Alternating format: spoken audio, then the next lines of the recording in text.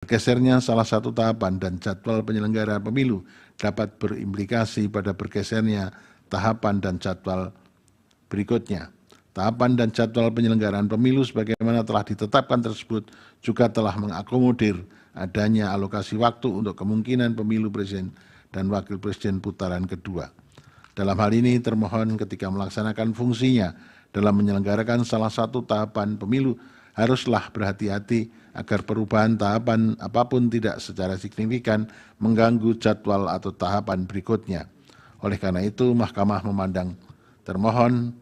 terikat kepada jadwal yang telah ditetapkan. Sementara itu, dengan urgensi yang sama harus juga melakukan penyesuaian persyaratan sebagaimana telah diputuskan oleh putusan Mahkamah Konstitusi nomor 90 tahun 2023. Meskipun demikian, seyogianya termohon juga tetap mengupayakan perubahan PKPU sesuai dengan proses sebagaimana yang ditentukan oleh peraturan perundangan termasuk berkonsultasi dengan DPR.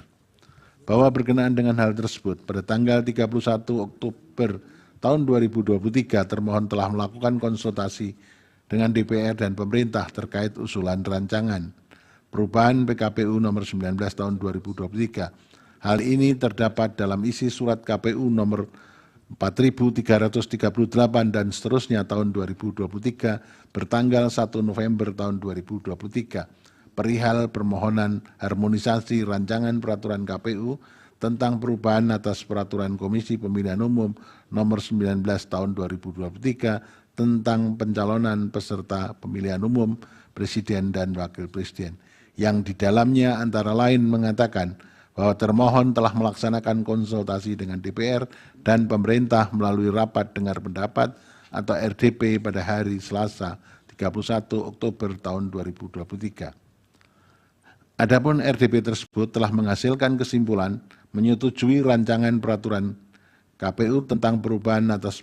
peraturan Komisi Pemilihan Umum nomor 19 tahun 2023 tentang pencalonan peserta pemilihan umum presiden dan wakil presiden dan telah ditandatangani oleh Ketua Komisi 2 DPR, PLT Dirjen Politik dan Pemerintahan Umum Kementerian Dalam Negeri, Ketua KPU Republik Indonesia, Ketua Bawaslu Republik Indonesia, dan Ketua DKPP Republik Indonesia. Bukti yang sama juga menunjukkan bahwa pada tanggal 31 Oktober 2023 tersebut telah diadakan RDP Komisi 2 DPR RI dengan Kementerian Dalam Negeri, KPU RI, Bawaslu RI, dan DKPP RI yang di dalamnya antara lain telah menyetujui rancangan peraturan KPU tentang perubahan atas PKPU 19 2023 vide bukti T8. Artinya dalam RDP tersebut seluruh fraksi di DPR menyetujui rancangan perubahan PKPU 19 2023. Fraksi yang dimaksud adalah representasi partai politik yang semuanya menjadi peserta pemilu tahun 2024 di mana masing-masing partai tersebut berhak dan memiliki potensi untuk mencalonkan pasangan calonnya dalam pemilihan presiden dan wakil presiden tahun 2024 sepanjang memenuhi ketentuan Undang-Undang Pemilu. Secara faktual, tidak terdapat satupun bukti yang menunjukkan adanya partai politik yang menolak atau memberi catatan atas perubahan PKPU 19 tahun 2023. Bahwa lebih lanjut, berkenaan dengan kewajiban termohon untuk berkonsultasi dengan DPR dalam penyusunan PKPU, Mahkamah telah menegaskan dalam putusan Mahkamah Konstitusi nomor 92 tahun 2016 yang diucapkan dalam sidang pleno terbuka untuk umum 10 Juli tahun 2017 dan putusan Mahkamah Konstitusi nomor 78 tahun 2022 yang diucapkan dalam sidang pleno terbuka untuk umum pada tanggal 29 September tahun 2002 yang dalam pertimbangannya antara lain menyatakan dan seterusnya dianggap telah diucapkan bahwa pertimbangan hukum tersebut menegaskan konsultasi dengan DPR merupakan salah satu syarat wajib bagi termohon untuk melakukan perubahan PKPU, sekalipun hasil konsultasi bersifat tidak mengikat termohon. Di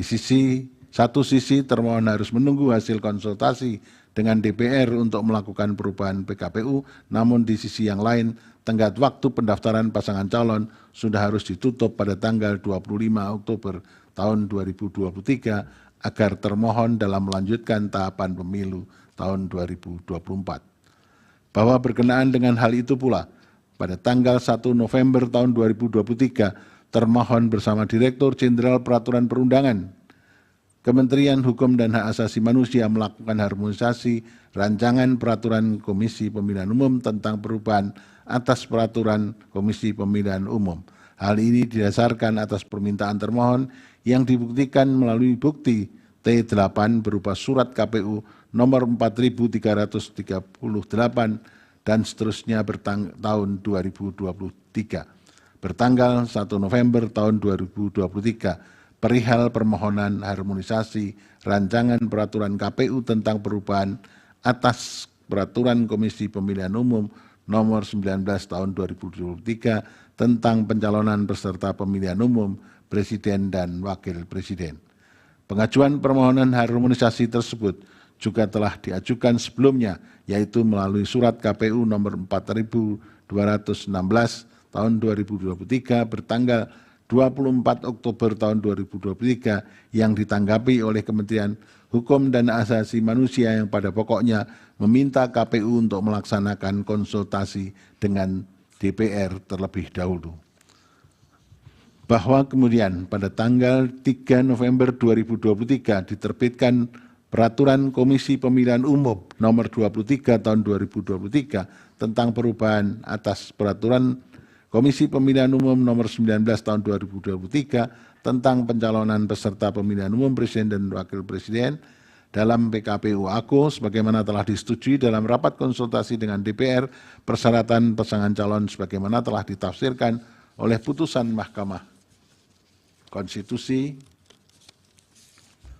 nomor 90/PUU tahun 2023 telah diakomodir, yaitu pada perubahan pasal 13